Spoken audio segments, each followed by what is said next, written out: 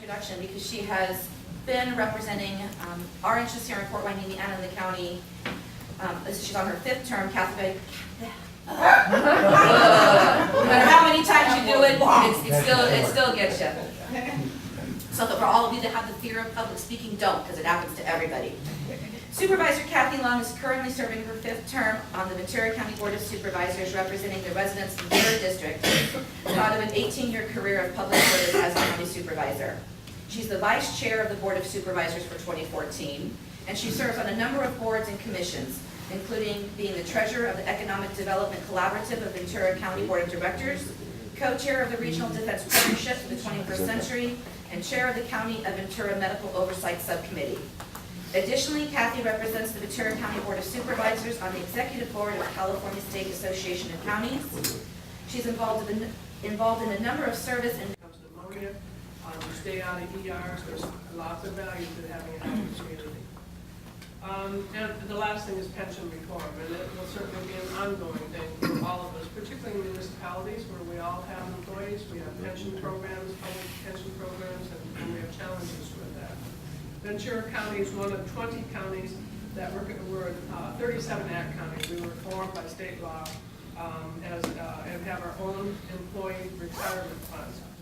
Retirement Act of 1937. So we are not CalFIRS. We're not in the state CalFIRS program. Last month, let me say this, I know there's been a lot in the press on it. There was an initiative proposed to go on the ballot by the Taxpayer Association that would change the pension program from a defined benefit program to a defined contribution program.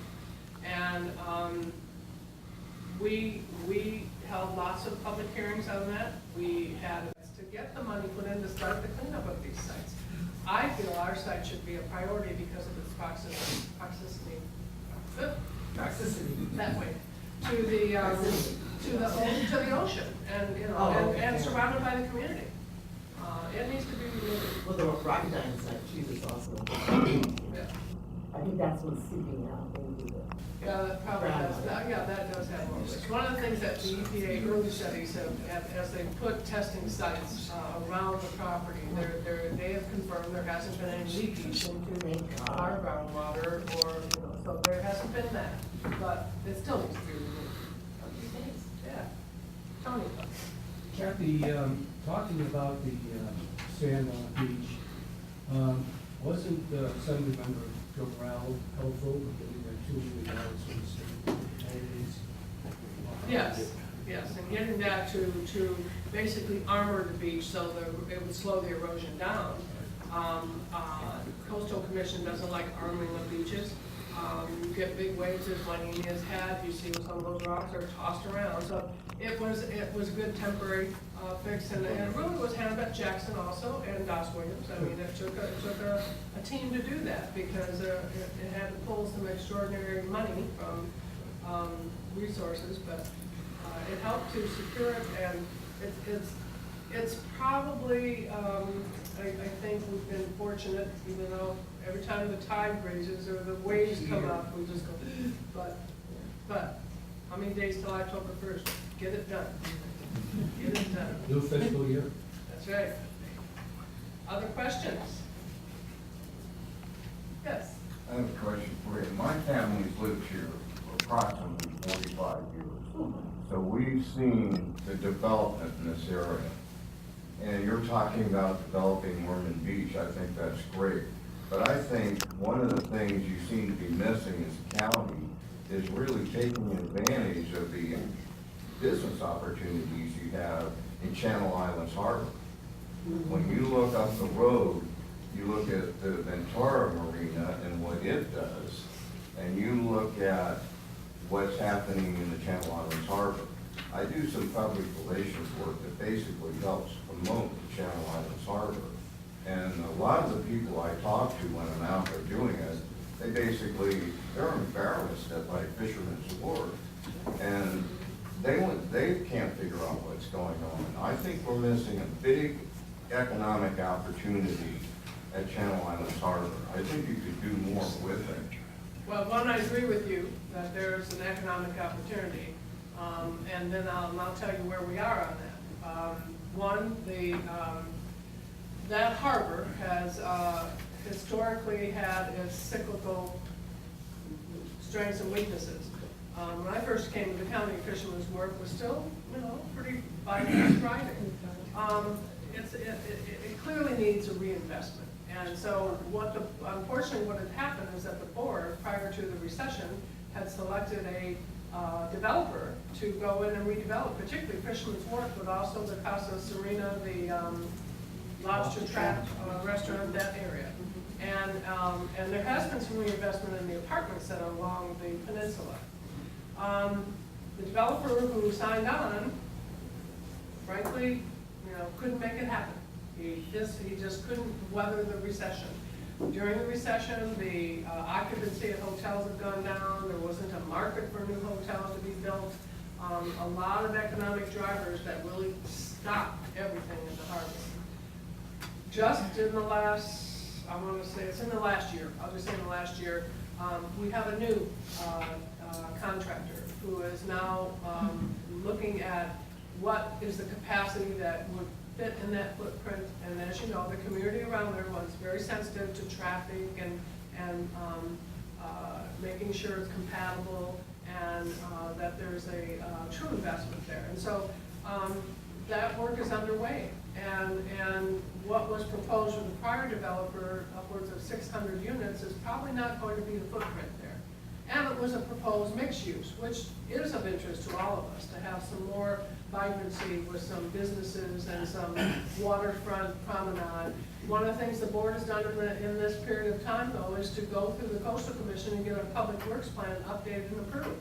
And in that plan, it has a full promenade around the whole length of the harbor. It has new parks. It has art in the parks. It has, it has its components that will make that a beautiful, walkable area. We also, fought the fight for 10 years to get the Boating Instruction Safety Center passed through the Coastal Commission and approved, and it is now built and operating and fully serving youth in this county and helping them to learn to appreciate the ocean and to sail, and it's the Cal State University Channel Islands has been a significant partner with us in that Boating Instruction Safety Center. So that's up and running. The Maritime Museum has moved in, and it's marvelous what they've done with the building they had there. That's up and running. So the Fisherman's Wharf is a key piece, and so the developer has now come on board as a local person. He knows the Channel Islands, loves it, loves this community, and is committed to doing something with the community that's going to be compatible on that significant corner. We also invested money in redesigning and improving the launch ramp that's on that side of the harbor. So there has been investment. It's no question, it's been a long road. Recession hurt us all, slowed everything down, but there has been investment, and we look forward to more of it. So, I appreciate what your question, because it is a gem for all of us to have the Channel Islands Harbor healthy and thriving and part of the community. So we need to continue that. Jim, you just. Yes, good morning, Supervisor Long. You told me something exciting a little bit earlier this morning. Could you give an update to the audience about what's going on with La Janelle State Beach Park? La Janelle State Beach Park. That's a big name for a little park, Jim. Yep. Community Beach Service District. Well, those of you who are familiar, La Janelle is at the end of the roadway, and it is a little pocket park sand area that has a parking lot and one entry into it. It's where that jetty is, where the famous La Janelle ship crashed, 40, 50 years ago, whatever. And unfortunately, parts of it are still sticking out of the ground. The dispute has been there is that it is between the county and the state lands as to who has liability, who has authority to clean it, who's supposed to keep it operated, and we've had this agreement, a memorandum of agreement in place for, again, probably 40 years, and it's very squishy as to who has what roles and responsibilities, and we push back on state lands. It's one of the things, we are very willing to get that parking lot cleaned, refurbished, and open for access to the beach. What we don't want to inherit is that remains of the sunken laginelle that are still sticking out of the water and frankly are a hazard. Old rusted parts that, you know, I'm thinking that I'm gonna talk to the port of what, not the district, not the military side, the Wainini side, and say, couldn't there be a good project there to go underground, underwater, and dig all that out and get it out of there, and some exercise of some sort? Long story short is that we did get agreement from state lands there. We are renegotiating this old agreement, and they are, we are going to, any day now, I frankly thought it was already underway, Jim, go in there, clean it all off, refurbish the parking lot and the driveway access to it, reopen that for public access and parking. So I am certain, and I'll get back to Jim, that within the next month that will be accomplished. So that will provide more public access to the beach. Any other questions?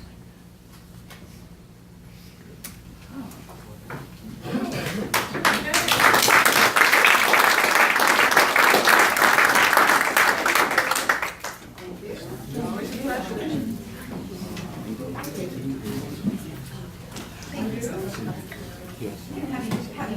Laura, you didn't put a card in. Did everybody put their card in for the drawing? If you didn't, speak now, forever. Now is your opportunity. Did anybody else bring goodies, door prizes? Actuary come in and give us the actual impact of converting to that different pension plan.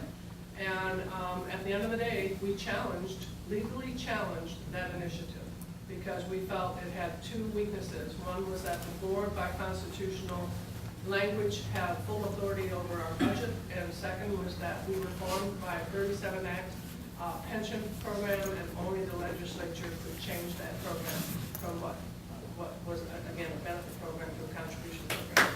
And so we challenged that. We did so, again, with lots of public meetings and discussions and feeling that the most frustrating thing for voters, I think, is to go and vote on something and then have it overturned by the law. By law. And that's frustrating because you don't always, as a voter or a public member, get all the background, you know, what happened in court, why was that changed? And you'll get some of it, but there's always a lot more fine details that you may not get, and it's frustrating to, and you know, there have been significant ones over the years that have been overturned. Prop 187, big example. So, anyway, at the end of the day, the judge ruled in our favor and said the positions that I just noted, the legal standings I just noted were correct, and that initiative should not go on the ballot. So, it is not. Now, I'll say to you, the board started taking action on pension reform years ago. We're probably one of the few counties in the 70s that set up a pension plan that had a tier 1 and then moved to a tier 2 in the late 70s.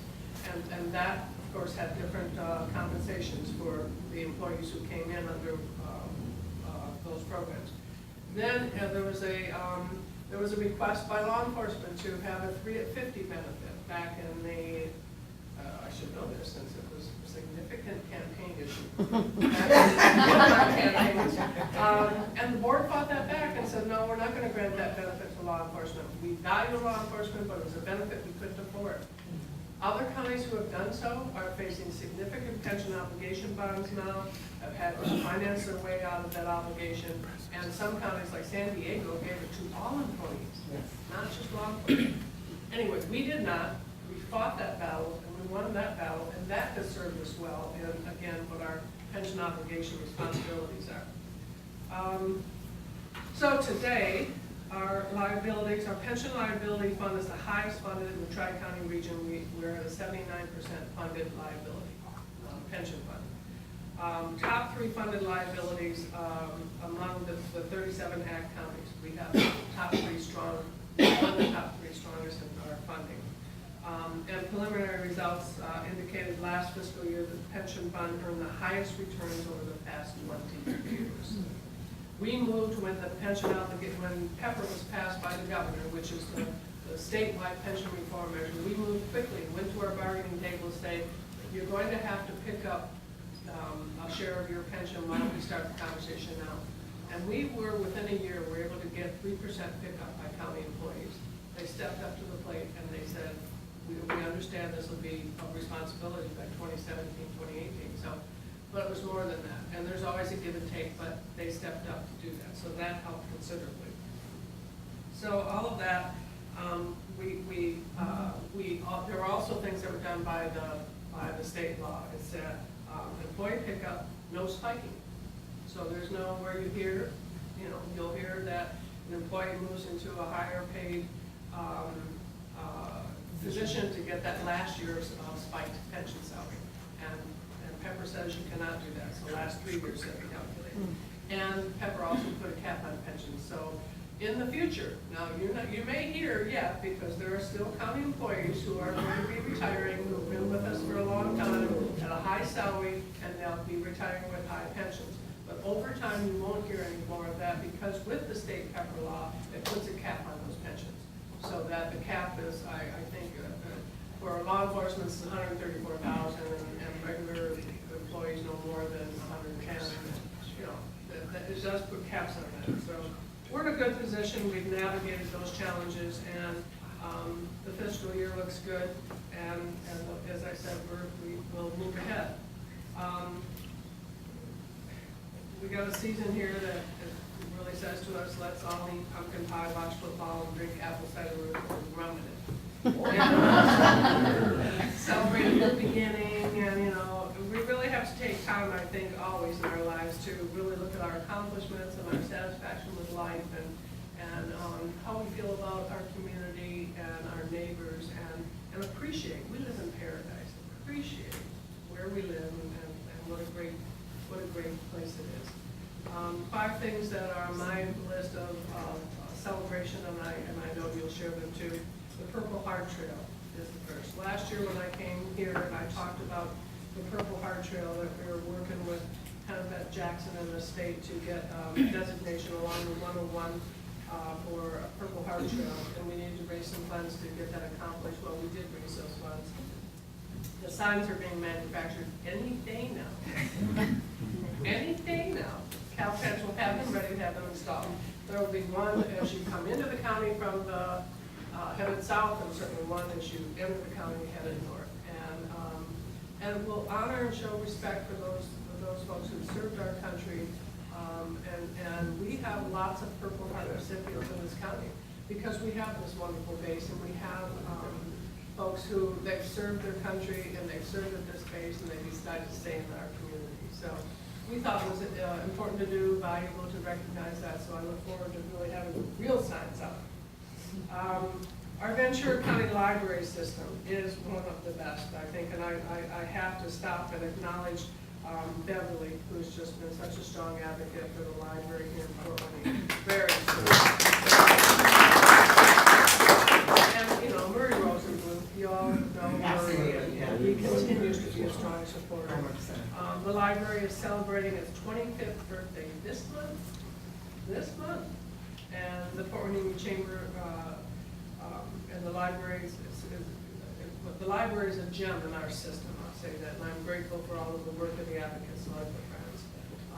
Our adult literacy program countywide turns 30 this year. It's a life-changing program for many adults. Approximately 250 residents are served each year. 1 in 4 adults in California are reading below the 5th grade level. They're unable to read a bedtime story to their children or seek out opportunities for job promotion. Long waiting list for adults because we do not have enough volunteer tutors. You have time, you have a love of reading, help us, become a volunteer tutor. It really is painless, and you give so much back in helping these adults to learn to elevate their level of reading.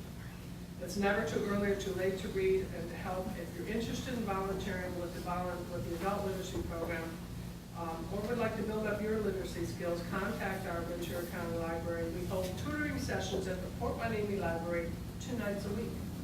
And it's really a valuable program. Thank you, Arlene. You're welcome. A tutor, thank you. The Empower program, and there amongst all the stuff on your tables, I did bring 2 of my own things.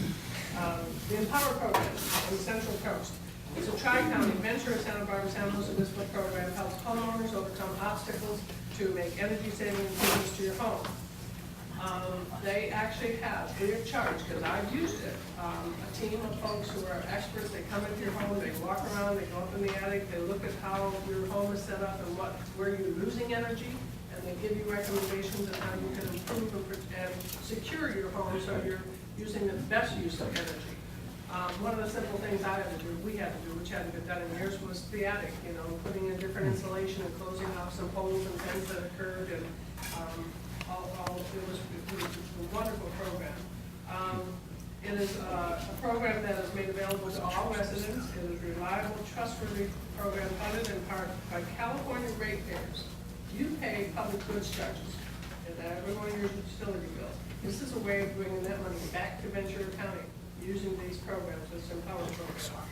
It's designed to make upgrades easier and affordable, has incentives, financing, qualified contractors, and energy experts.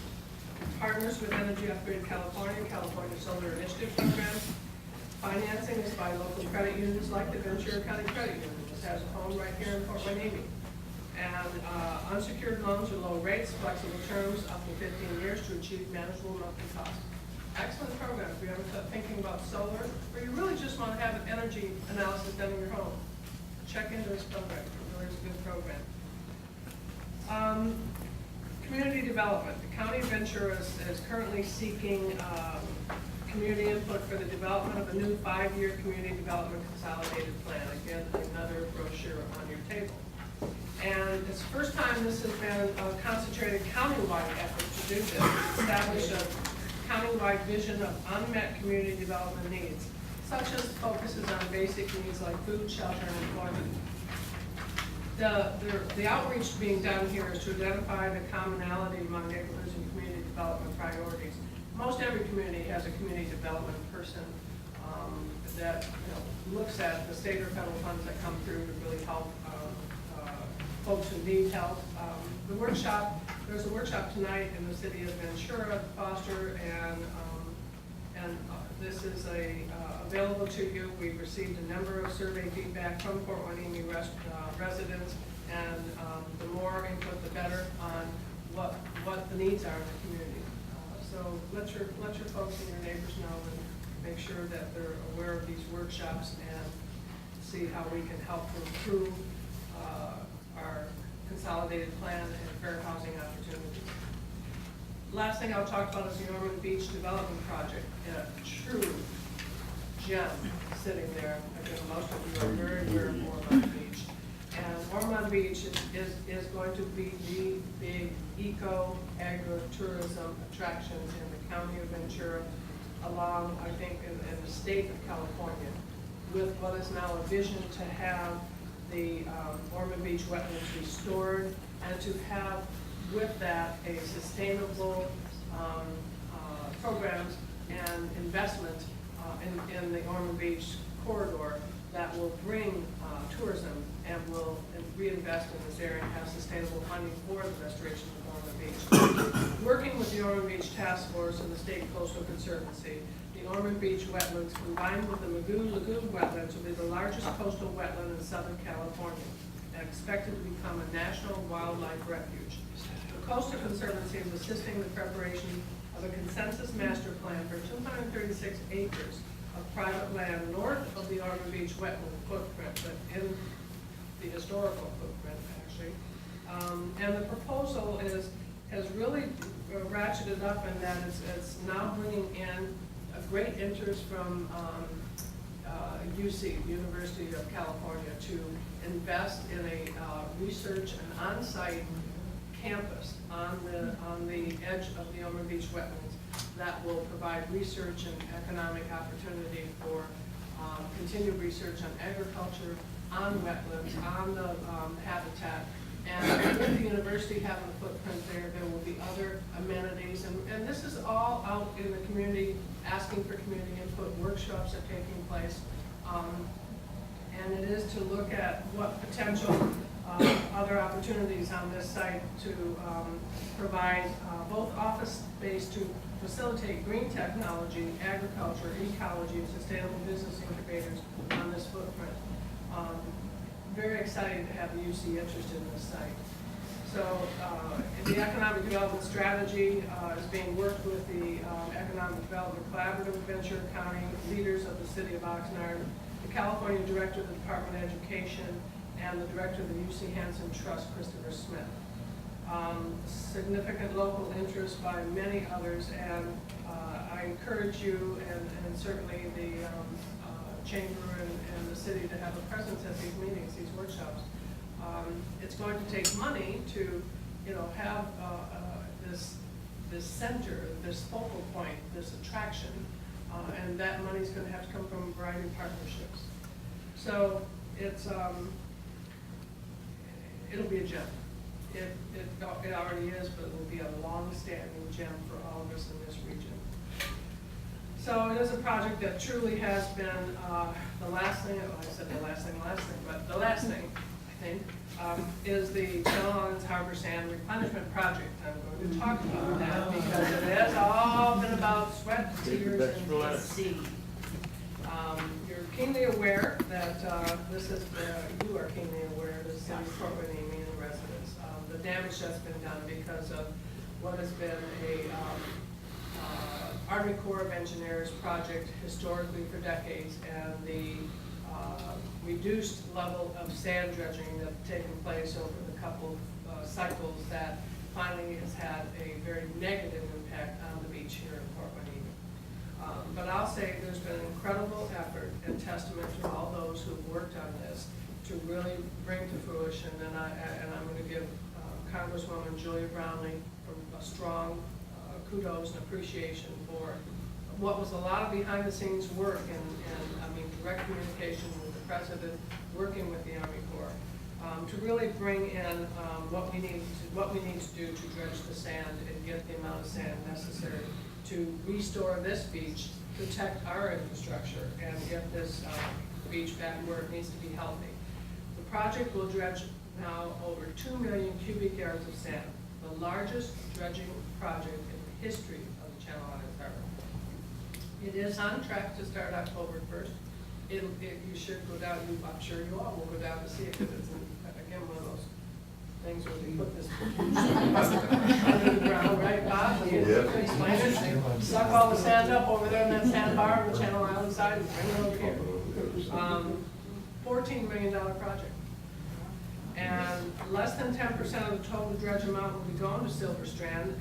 It's something, again, that's been historically done, and the reason for that is that we have infrastructure, including the dredge pipeline, to ensure the sustainability and opportunity of continued dredging in future years. We have watershed protection infrastructure, and so there will be 10% is the high end. And speaking with the director just the other day, the Army Corps hasn't yet come out. It may be 8%, it may be less than that, but there will be. We all understand the importance of putting as much, every grain of sand we can into this beach, and there's a commitment to do that. So I'm excited about it. It will be starting on time. So, American poet William Cullen Bryant said, "Autumn, the year's last and loveliest smile." Born in Michigan, that's my favorite time of year. The leaves are incredible, the trees and the colors. So it's been a great year. Always happy to come and talk with you. I'll open up questions now. Beverly. I want to go back to your Ormond Beach, because I walk that beach constantly and I love it.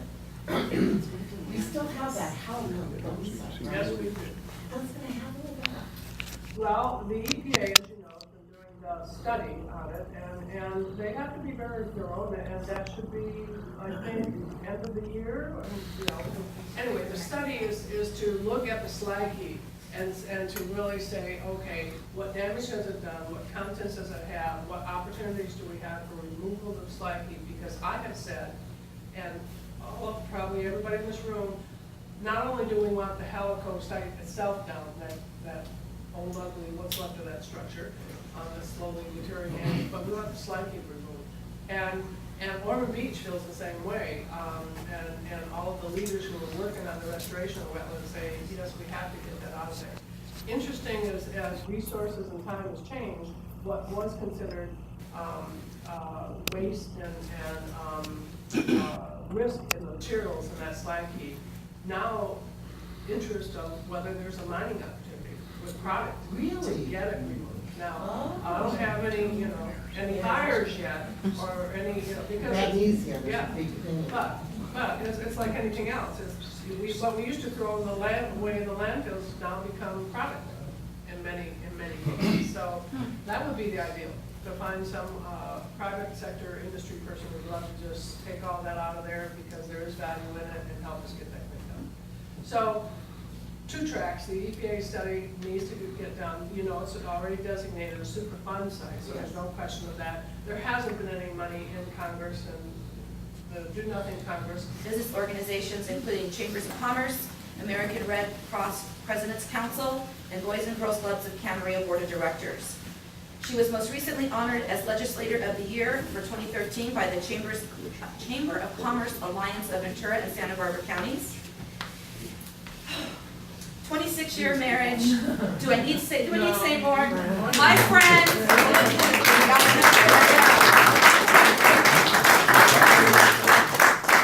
Why would you say that publicly? 26 years of marriage now. For some of you, that's nothing, I'm sure. Good morning. Good morning, Amy. Good to see you all. Thank you for coming out so bright and early this morning. And that was a wonderful breakfast. DJ's did a great job. Always happy to have them in anything that I attend. Always do a great job with good food, and good morning to you, and welcome to everyone. Tracy, you do a great job. It's always fun to work with my chamber friends because they're always optimistic and looking at what the business climate is and working hard to improve the business climate and to support the business community, particularly small businesses in our county, which are 80% of what the business base is in this county. And the chambers are critically important to supporting that base and to making sure they can do the best job they can to support our small business community. So thank you, and thank you to all who are present for being here, the Port Hueneme commissioners. I saw Mary Ann Rooney. Marlene Tyler. Oh, there you are. I'm sorry. Yeah, Marlene. You were one of the first in the room. And I know, I don't see city council members present, but I know I talked with Mr. Sharkey, and he's at a conference, and it's busy times for everyone, so it's good to see all the chamber folks here, so thank you for being here. And congratulations on the chamber, under the leadership of Tracy. Tracy, you've had a very successful year. I've enjoyed participating in the Teacher of the Month events. I do that with other chambers, and it's really valuable to really thank our educators for doing what they do and developing the future leaders of our community through our education system. And we have a very strong education system in this county. It's good to see Wade Edmonds here from the Ashland High School District. And so we do have a good, strong education system in this county. And I always, particularly with kindergarten and first grade teachers, they're saints. They're saints. So looking forward to quickly as the holiday season's now rolling around in September, we're all back in school. Don't you feel like that, Beverly? After all your years of having to go back to school? No. The second annual, I look forward to the second annual Holiday Tree Lighting Event. It's always fun. So anyway, that's the fall equinox is on us, and I want to also make sure to acknowledge that Lauren Bianchi Clemens is going to keep me on track here this morning. Lauren, who is one of a wonderful staff person working with me closely, and a mother of a now 1.5-year-old. Yeah. A little bitty one. Yeah, she's just a little fancy. All right, so let's brace yourself. It is pumpkin. It is that time of year when pumpkin flavored everything is coming our way. However, I'm not sure what will fall on my driveway first, whether it's going to be a Christmas catalog or fall leaves, because you know how fast that happens. And I don't like it. But. So just as our schools are back in session, so is the Board of Supervisors. And as your representative, I say this every time I speak to groups, our responsibility as Board of Supervisors are pretty clear. health, welfare, public safety. We are an arm of the state. We implement programs that are mandated by the state or mandated by law. And we do things that are a little different than cities that have broader umbrellas in the sense of providing the health and welfare and public safety for the communities. The 3rd district, map is up, you can see I have the center core, very large geographic part of the county.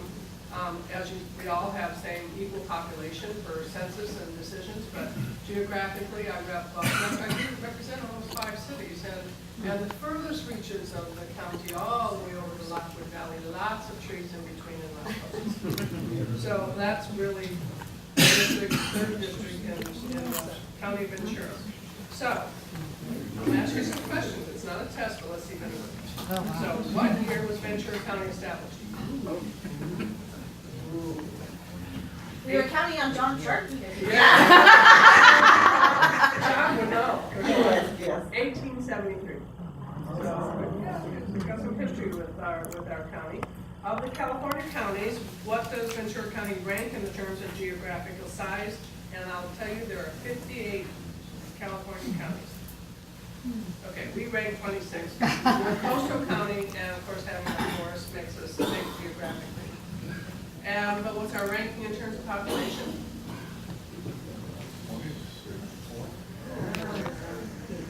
11. Most populous county in the state, 11th most populous county. We, I think, consider ourselves probably more rural even than urban, but we are an urban county, and the state listings of counties were an urban county. We are blessed to have this great balance of agriculture and our 10 urban cities, but we are considered an urban county. So we are ranked number 11. In the agricultural world, our ag commissioner just told us we're like, I think, number 5 in the county for agricultural production. So we are still, and no, I'm sure you all know that, strong as agriculture is the number 1 industry. Just this week, the real estate site Movado ranked Ventura County top 5 best counties in California.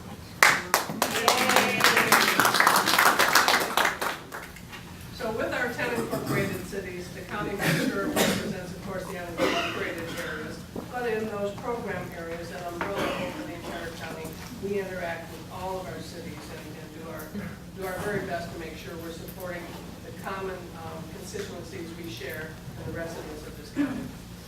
They're important partners with us. It's valuable that we have good relationships and that we work closely with our businesses. Our top priority is a commitment to strengthening the economic opportunity and vitality in our community.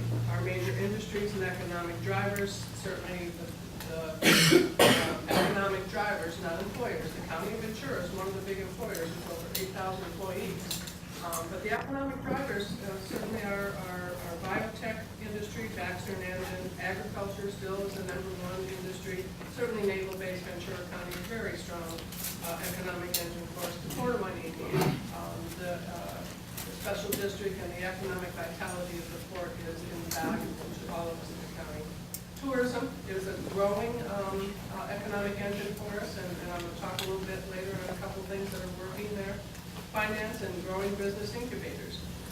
And most of the larger cities, I don't say most, I say Ventura and Thousand Oaks have incubator programs for small businesses.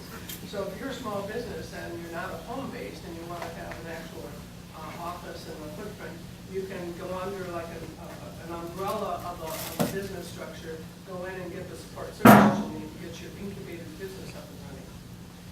I come from a background, my husband and I came to this county with a small business. I really do understand the value of small businesses and the importance of being able to sign that side of the check and work with employees and make sure that you're providing a service to the community and that you're engaged with the community.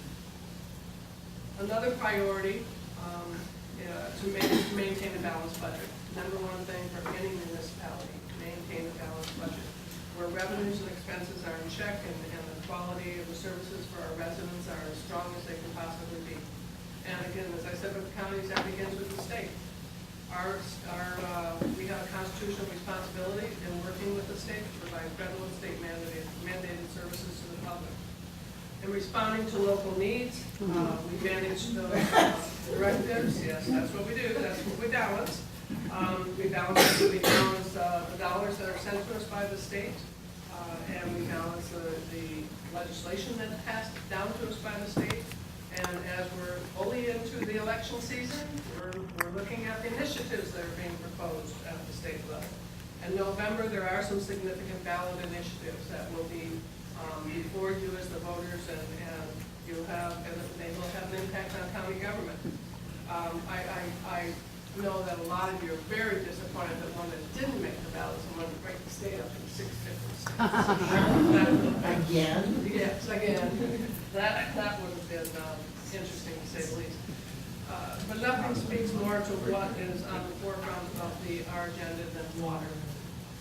And as we talk about those economic engines, there isn't a one of them that water doesn't cross their platform of interest and value. Certainly with agriculture, it's the strongest issue we have in this county right now. And we see in the Central Valley where farmers are leaving fields fallow because they cannot deal with the water, they don't either have the access or the cost or the quality of the water that they need. And that trickles into so many things, particularly in agriculture, food costs, all of the ancillary services that's intersected with agriculture. It's all very important to us.